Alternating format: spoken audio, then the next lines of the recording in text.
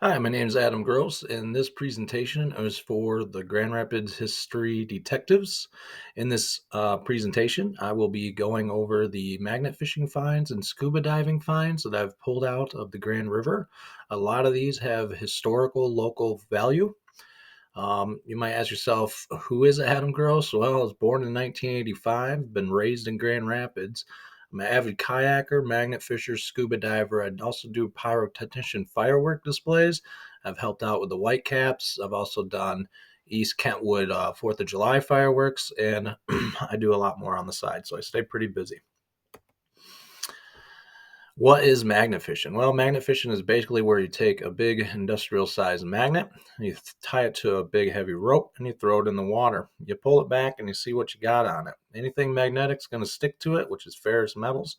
In this image here, I'm sharing with you three of my magnets. These ones are called clamp magnets. They are Kratos brand magnets. And there's also a grappling hook that you see in the image. We will use that to help assist pull out anything that may not be magnetic or just help in general pull out heavy items. The smallest magnet there with the grappling hook, that one is a rated for 1,200-pound pulling force. And then the middle one's rated for 2,400. And then the big one there on the screen is rated for 3,800 pounds of clean steel.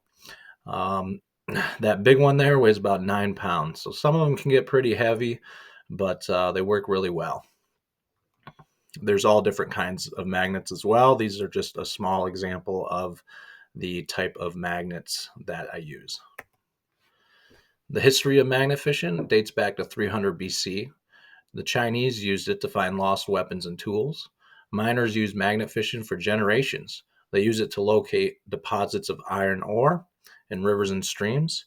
Magnet fishing is a global hobby and part of many industries. You might ask yourself, why Grand Rapids for magnet fishing? Well, Grand Rapids has an amazing amount of history. It became a village in 1838 and city in 1850, with the railroad industry starting in 1854. Furniture City developing in the 19th century. This means lots of iron materials used in the development of the city. We have 16 bridges that span the Grand River, and a few of them are local historic bridges. Here's a list of some of the historical bridges that we have. I have this picture here that shows all of the bridges that are consolidated to our downtown area. And then I have a list of their names here off to the left of this slide. And then I also have the date that these bridges were built. Some of these bridges were built several different times over the years, and some of them were destroyed during a logging incident where we had tons of logs that floated down the river during our logging days and basically just destroyed and all the bridges. But our oldest bridge in town is the 6th Street Bridge. That dates back to 1886. I have that on our next slide here. That's 6th Street Bridge in the background. The one in the boat there is Cal and his daughter. He has a YouTube channel called Venture to Low. He also magnet fish. He's been magnet fishing for longer than me, and he's very helpful. He takes his boat out. A lot of magnet fishing we do off of bridges and we do off the shores. He uses his boat to reach areas that we cannot from the shore and from the bridges. This is a picture of him heading down south to 6th Street Park. So in the background, 6th Street Bridge, it's the longest and oldest metal truss bridge in Michigan. It's listed on the Michigan State Historical Sites, and it's also listed on the National Registry of Historical Places. This is an undated photo of 6th Street Bridge. I wanted to share this with you guys just to show you the history that is involved with this bridge. As you can see in this image, on the very far left of the bridge, you can see a horse and buggy. So this is back in the days before we had vehicles. So you can imagine all the history that has been dumped inside of the river off of this bridge. This is an example of some of the stuff that we've found off of 6th Street Bridge and some of the things that I found under 6th Street Bridge. So when I scuba dive, I find a lot of bowling balls down there. I find all kinds of stuff, cell phones. We find guns and things like that. I found the safe in the bottom left-hand corner. There's a picture of me standing there in my scuba gear. gear as we pulled up a safe that we located. That safe was empty, as most safes are when they get dumped in after someone stole all the good stuff out of them. And then we have a picture here of Ryan. He's part of Rustic Treasure Hunters. Me and him were magnet fishing one day there in the corner of the 6th Street Bridge and ended up finding a 6-cylinder engine block. It took us a couple hours to get that thing up and out of the water, but we did it and was able to turn that into the scrapyard. A lot of our finds, most of the items that we pull out of the river is just scrap. So we go ahead and we recycle that stuff. My first year, summer, magnet fishing, I pulled out over 18,000 pounds, and I've pulled out much more since then. Also, on one of my diving trips underneath 6th Street Bridge, I found an old 1880s wagon that you can see here. I have an image of. Not sure I haven't been able to find much information on this wagon, just that it dates around 1880, but I really don't know what they used it for. I also found some old vintage coins, and then I also found a little tiny lockbox that had a bunch of IDs and other random stuff inside of them. Now, Scooter, we have someone named Scooter. She is a magnet fisher.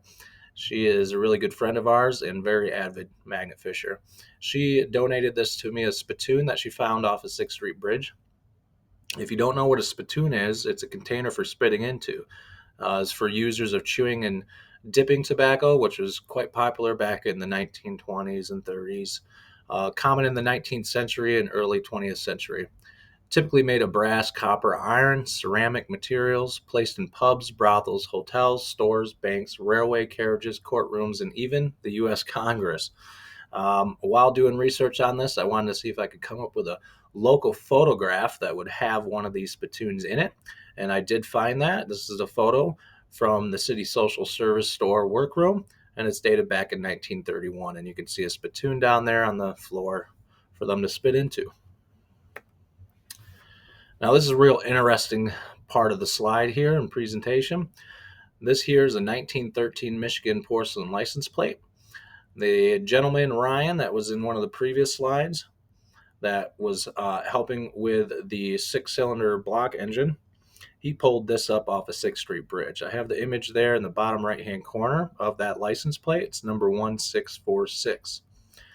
Now, I said, we've found a lot of these things, and we've gotten around 17, as far as I know, between all of us magnet fishing, and the majority of them are 1913 license plates. Now, we have pulled out 1910 to 1914 Michigan license plates, but majority are 1913. And I said, I wonder if I can do any research that might help me lead to who these license plates were registered to or what vehicle they were registered to.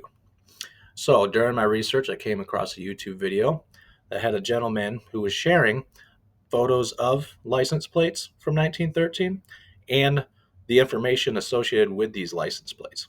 And I wondered, how did he get this information? Well, later on in his video, he was sharing this book. It's called The Automobile Guide and List of Registered Cars from 1913. And this book is specific to the area of West Michigan, which is where we're at. And it's specific for 1913, which is great because I said, well, let me see if I can go get my hands on this. Found out it was located at the Library of Michigan. It's the only copy of this book known in existence. There are no other versions or anything that they know of that exist. But so I made an appointment, went down to Lansing, and I went down there a little early, went magnet fishing at the river there, and pulled up this here Michigan 1913 plate and this revolver right before going to my appointment to check out the 1913 automobile guide. So I had a list of all 17 of the license plates that we have found while magnet fishing and all their numbers with me, and I went ahead and started looking through the book. I found in the book only one license plate of ours that's associated with this area, West Michigan, and that's the number 1646. And in the information that I found with that, it said Rowe. Rowe is the last name of the person that it's registered to. And then it said Westside Grand Rapids, and it also provided the address, 119 Northeast Prospect. And then it provided Babecock, which is the model of the vehicle that this was registered to. So with that information, I was able to dig a little deeper. This is a copy of the book, so I was fortunate enough where the Library of Michigan were able to make copies of the book and send that over to me so that I could share some of the information with you guys. As you can see, highlighted is the area that I found the information on that plate.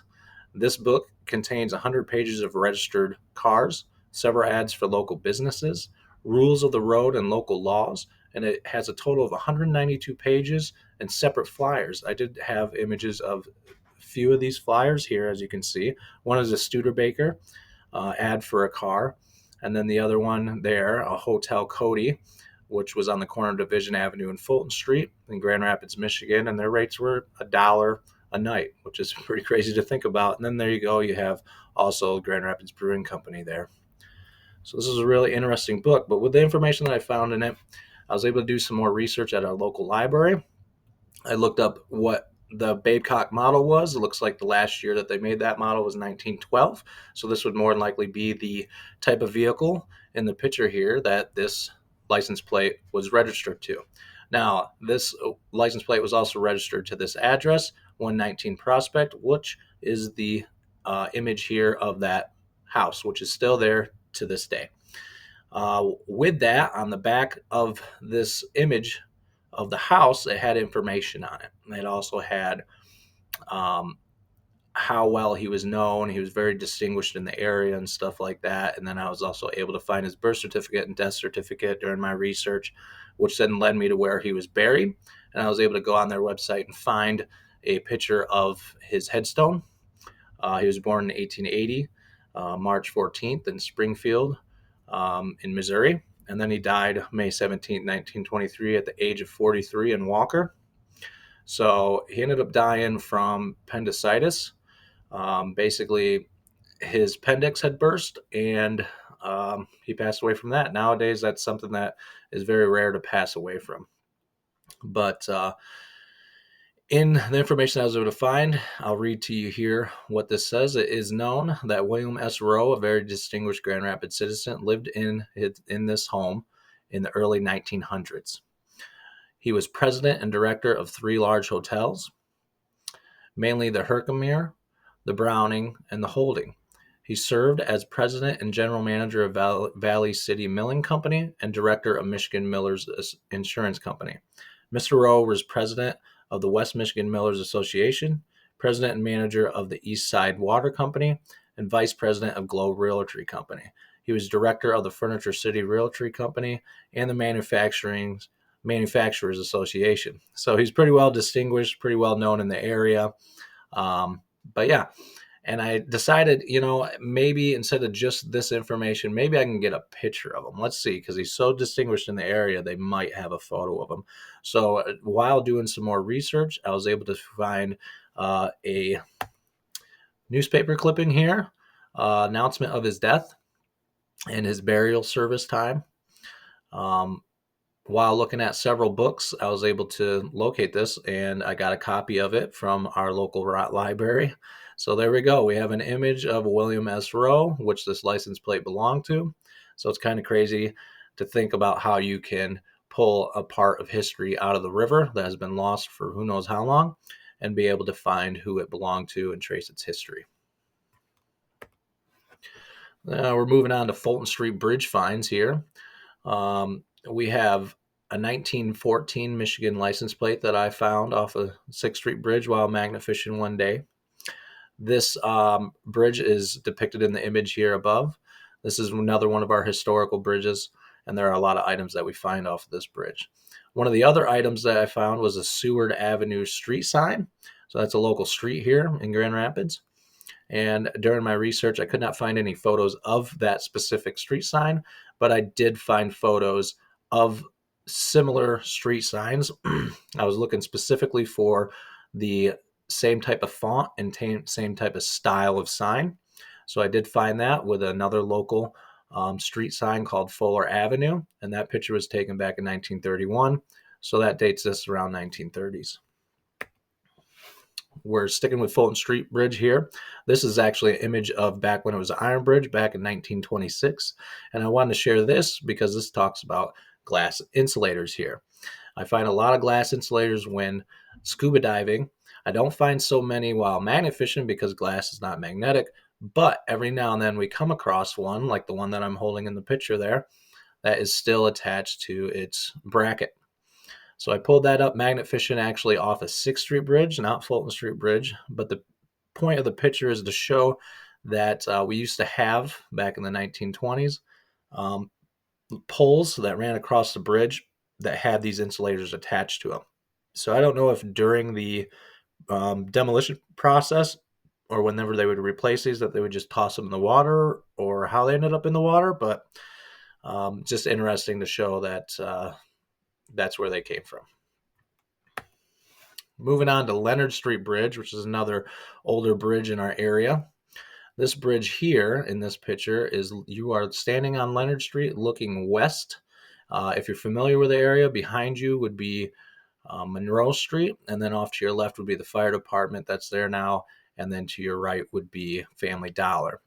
Back during this picture, there was a railroad track. There is no longer a railroad track there. Now it's just part of a trail system that we have that runs through our local city. But I wanted to share this with you guys because when I would scuba dive Leonard Street Bridge, I would see a lot of old concrete vase-shaped objects in the water. And I always said, I don't know where they came from, so I'm going to go ahead and look and see. I'm assuming they're part of an old structure of Leonard Street Bridge. Well, it turns out I'm right. I ended up digging up this photo of Leonard Street Bridge from 1930s. I zoomed in, and you can see those exact vase-shaped concrete pieces. So whenever they demolished this bridge to make it new, they ended up probably just dumping all these inside the water. So there's a bunch of them down there, and I would love to go ahead and get those out. In this slide here, you can see what we have is a Toledo torch, or known as a smudge pot. These were popular back in the 1920s. They were used as road flares for construction zones. They were filled with kerosene, lit to burn overnight. So basically they were your old school, very first version of a construction street light. They were also used to melt snow and ice from railroad switch tracks. They also used them in a lot of orchards to help control the frost that would fall on the produce that they were trying to grow. In the picture here, you can see this is Leonard Street Bridge looking towards downtown Grand Rapids. There's some items that I pulled out while magnet fishing.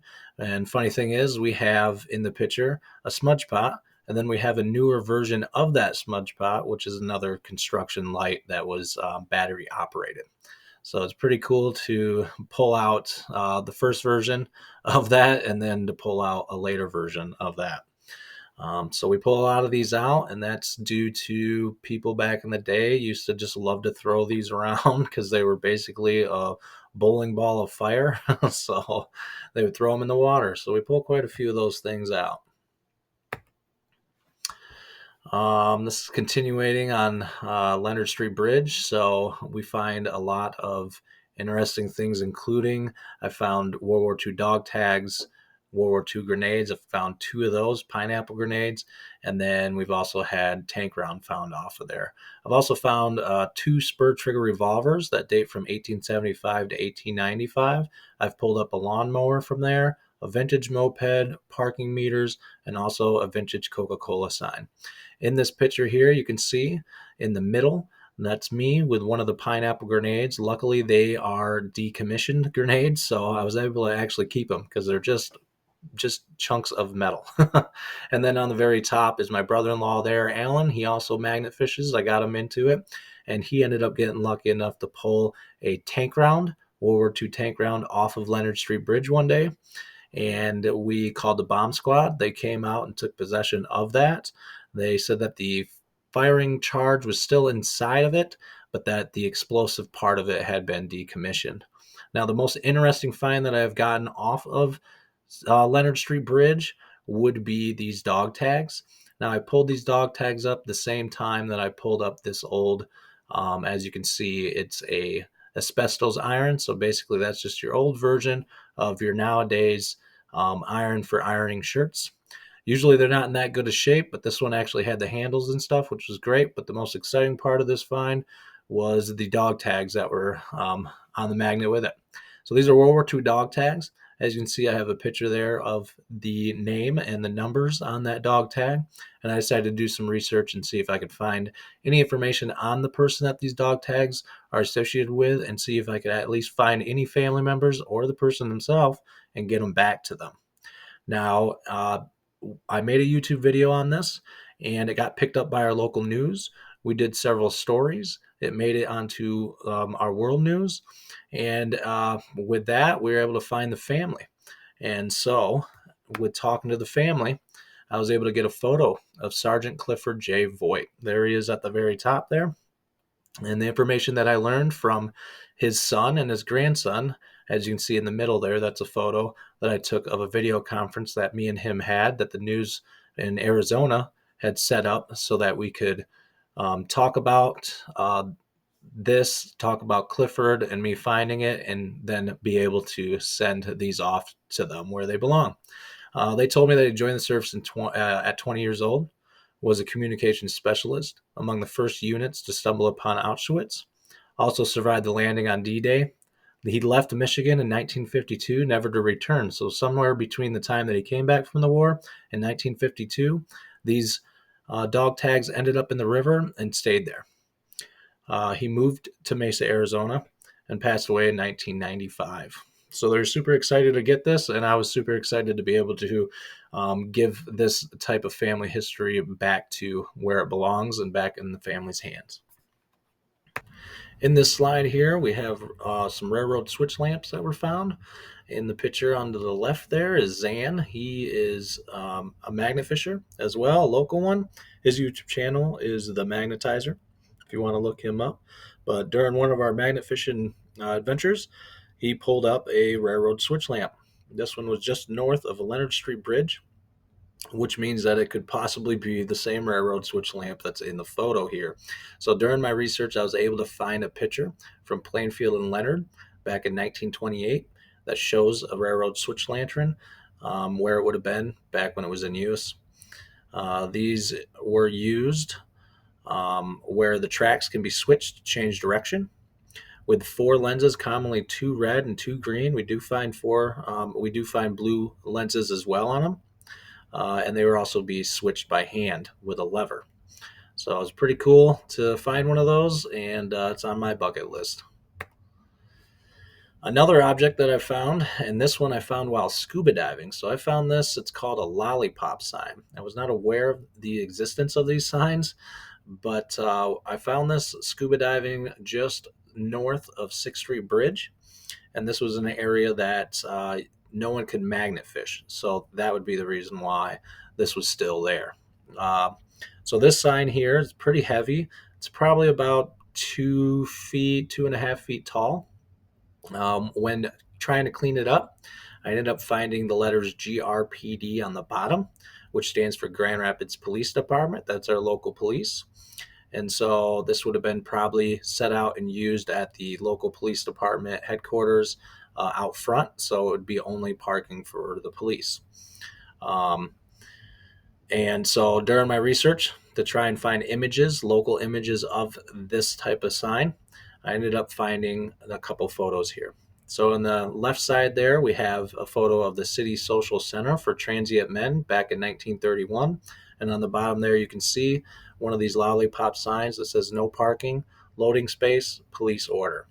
And in the middle there, you can see another sign that I was able to find. This was on Fulton Street, and this was by a railroad track back in 1932. You can see a gentleman walking by one of those signs. Can't quite make out what it says, but I'm pretty sure it says no parking there, and there's a vehicle parked there. So these are real interesting, and I love finding these type of things. I also found in the image there, you can see there's some Coca-Cola bottles. I find a lot of those things, and that leads us right into the next find. That would be this here, 1940s lollipop Coca-Cola sign. It's double-sided, so it has an advertisement on both sides. It's a porcelain sign. It stands about 5 feet tall, and it's about 100 pounds. Now, we have an event here once a year in Grand Rapids called Mayor's Grand River Cleanup, and this is in association with WEMAC, which is an environmental association that helps clean up waterways and land around the area. So during that event, I volunteer to clean up the river, and I'm basically the only one in the water that's diving to clean up debris from inside of the river. And then we also have other magnet fishers that come out to help clean out any trash that they can get with their magnets. And then there's a lot of people who help clean up the sidewalks and along the banks of the rivers and our parks. During the time that I was doing this, I ended up locating this sign. I also located a firearm that you can see in the top corner here. While diving, I ended up finding this firearm sitting on top of a piece of concrete, just sitting there, nice and gentle. And so I cleared it. It had no ammunition inside of it. After the diving, I called our local police department. They came out and took possession of this firearm. And then on the bottom left corner there, you can see a picture of when I found this Coca-Cola sign. It took me 3 hours underwater to chisel this sign out of the bottom. So I found the sign, and then a week later, I came back and spent that whole time in the water dedicated to pulling the sign out because I knew that it would be of historical value. It was pretty well embedded in the bottom of the river, which helped keep the sign real well preserved. So it took me 3 hours to get it out, and it was quite a hassle, but I do have a video on my YouTube channel of doing so, and I plan on cleaning the sign up and probably keeping it. So that brings us to the railroad swing bridge. This bridge is north of Wealthy and south of Fulton Street Bridge, and it's a bridge that was built in 1901. It was made for the railroad tracks, and it would basically swing out so that steamboats could work their way up into the city and come back down. It did have 2 tracks, and now it only has 1 track.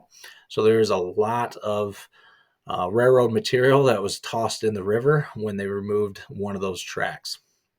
But while magnet fishing there, I have found some other things. I found a samurai sword, as you can see in the bottom middle picture. I've also found a Thompson center arm 45 caliber muzzleloader. As you can see, there's a picture of the muzzleloader that I found on the upper left-hand corner, and then I found a picture of that type of muzzleloader in the middle upper picture there. And then we also have the bridge pictured, and then we have a couple of railroad tools that I pulled up off of there, which are fairly heavy and really interesting to have in my collection. I wanted to share with you guys a little bit of the weapons that we pull out of the Grand River.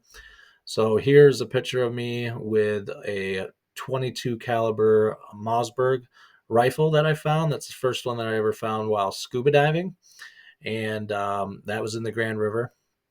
And then in the bottom right-hand corner, that really nice, clean revolver. That was my first weapon that I ever found while magnet fishing, and that was actually off the swing bridge in the previous slide. I turned that over to the police and never heard anything about it. And then in the upper left-hand corner, that big picture of all the firearms there, those all were pulled off of Leonard Street. You have in that picture 2 of the revolvers, the small ones. Those are the spur trigger revolvers that I was talking about, dated from 1875 to 1895. We also find a lot of knives, mostly for fishing. And then I've also found a sawed-off shotgun that was off of Fulton Street Bridge. And then in the bottom image in the middle there, that is a revolver and a bunch of ammunition that I found off of 6th Street Bridge. Here's an image of basically welding gas cylinders. So we find a lot of these in the Grand River. They're all over the place. I don't know why, but people love to throw those in the water too. In the picture there, you can see me sitting on a ledge with a collection of gas cylinders that we pulled out of the Grand River. This was just south of Leonard Street on the west side of the wall. And also in that picture is Jeremy with Ficus and Toast and his son. And then we have also Joe with Michigan Gems. She's a magnet fisher as well. And then up in the upper right-hand corner is Scooter. She's the one that donated and pulled up that spittoon off of 6th Street Bridge. So we were magnet fishing one day on Wealthy Street Bridge, and she pulled up a gas cylinder. And then in the bottom right-hand corner is Zan. and he pulled up a gas cylinder tank while we were doing a cleaning for Muskegon Trash Bash. So we just get together and help clean up the river over there. I will say, for interesting, there is 22 of these gas cylinders still left in the water there. And I know that because I decided to go dive that area after pulling out these few gas cylinders that we have on the ledge there. I said, I know there's more down there. Let me go count and see how many we have down there. I counted 22. I'm sure there's more. And one of these days in the future, I'd like to get down there and pull those things out. Now, something that we find as well is we find a lot of bicycles. We find scooters, mopeds, and we also have found 2 motorcycles. So these are full-on motorcycles. They're pretty big and they're heavy and they take a while to get out of the water. But we do it and we turn them into the police. And yeah, they come with a tow truck and take them away. So this is just one of the motorcycles that we found. And then there's a moped that you can see hanging off a Leonard Street Bridge that we were able to pull up. Here's another image that has me with one of the motorcycles that we pulled up.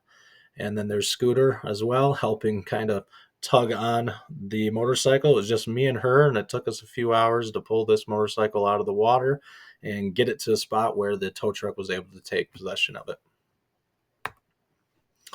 This is another image of just random finds from the Grand River. So just to show you, we find a lot of tools. I find laptops, cookware, old bottles, tool bags, and just all kinds of random stuff. We also have the lawnmower that I pulled off of Leonard Street. And then also in the bottom left-hand corner, I wanted to just show you guys a picture of one of my clamp magnets when I was out fishing when it was about 3 degrees out, and how the rope will freeze after so long of being in and out of the water. And that will conclude this presentation. I'd like to say a big thank you to the Library of Michigan, Grand Rapids Public Library, Grand Rapids Historical Society, and Grand Rapids History Detectives for allowing me to do this presentation for you guys, and also for the ability that they give us to look up local history. And then I want to say a big thank you as well to Scooter, Paul, Ryan, Zan, and my wife, Anna. And then this is also the YouTube channels that are associated with the magnet fishing locally. It's Rustic Treasure Hunters, Michigan Gems, and then we have Kratos Magnetics, which is magnets that we use. Then we have Ficus and Toast, Venture to Low, and then there's also Zan, which is the magnetizer. So I want to say a big thank you to everybody. Please go ahead and check out my YouTube channel if you love this history, and I will see you guys on my next Ferris Fishing adventure.